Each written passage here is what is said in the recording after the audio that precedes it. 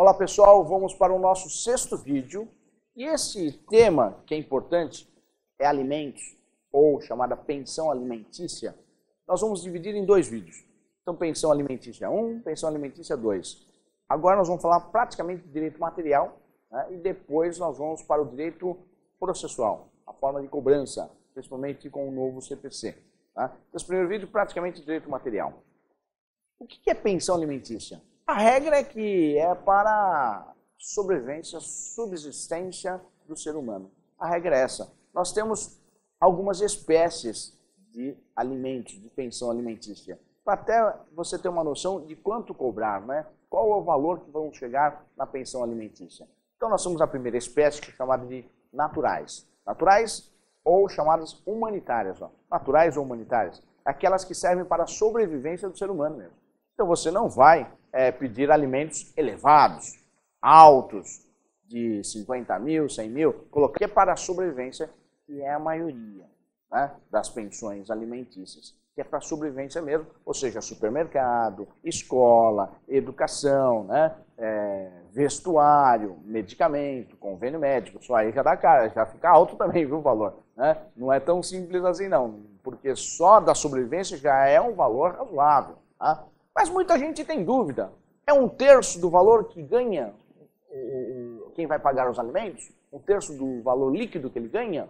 Em nenhuma legislação que é 1/3. A jurisprudência que entende que é 1/3, em razão até de mercado financeiro, né? Que aquela que você vai fazer um empréstimo, ele só empresta e a prestação que seja até 1/3 do seu salário líquido. Porque dizem que você consegue sobreviver com 2/3. O restante você não pode comprometer, senão você não vai pagar. Tá? Então, a legislação que é 1/3 do salário líquido. Então, eu falo, não é sempre 1/3. Entendo eu que necessidade... Por que a pessoa que ganha, por exemplo, 100 mil reais, por uma criança que gasta 5 mil reais, por exemplo? Isso não pode. Tá? Então, sempre a gente olha o binômio chamado necessidade, possibilidade, principalmente aqui dos naturais, ou chamado humanitários. Tá? Humanitários. Então, sempre ter aí em mãos supermercado, escola, medicamento, convênio médico, água, luz, telefone, condomínio, tudo isso faria aí a questão dos alimentos naturais. A outra espécie são os civis. Os civis, ou chamados sociais, ou congros, esses servem para alimentos altos, elevados, valores altos, tá? Aqueles que servem para manter o status social, o nível social, do ex-cônjuge principalmente, ou até dos filhos, né? Uma escola boa que estudava. Se o pai ainda pode pagar, aqui não é necessidade e possibilidade, mas sim somente possibilidade. Se ele pode pagar, ele tem que arcar ainda assim com aquela escola de 5 mil reais, 10 mil reais do seu filho.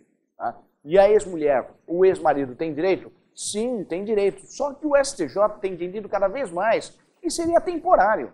Ela não poderia ficar de eterno com essa pensão. Tá? Principalmente quando ela é muito jovem. Ela tem 20, 30 anos.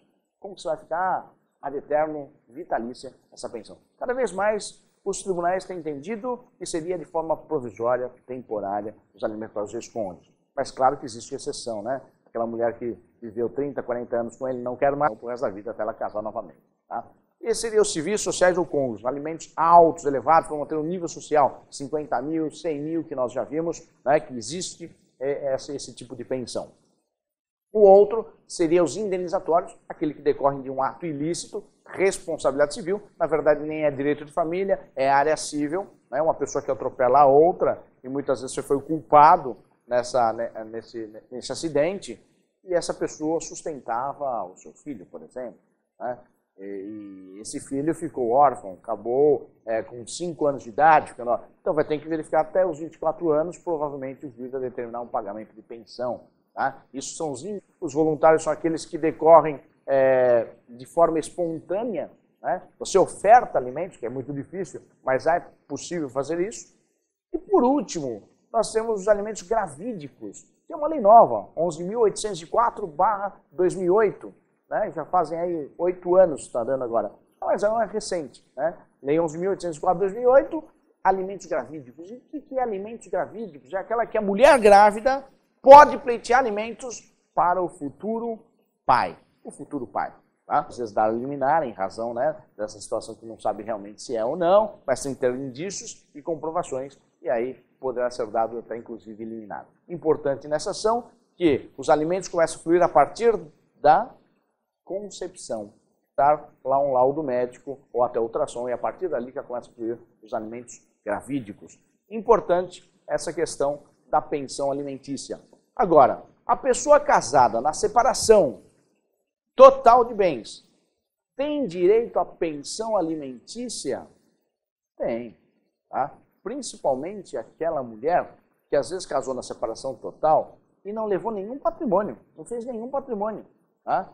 E ela acabou sendo dependente do marido, porque normalmente os dois trabalham. E se aí o ex-cônjuge trabalha, é difícil você pagar nada, ou você não deixou trabalhar e hoje não tem mais idade para isso, para arrumar um emprego adequado, né? Deixou de estudar e depois com 50, 60 anos fica difícil, aqui no Brasil principalmente, arrumar algum emprego para conseguir o sustento. Tá? Nesses casos, sim, é possível aí alimentos para quem é casado na separação total de bens. Bom, terminamos mais um vídeo da série Direito, Família e Sucessões. Até a próxima.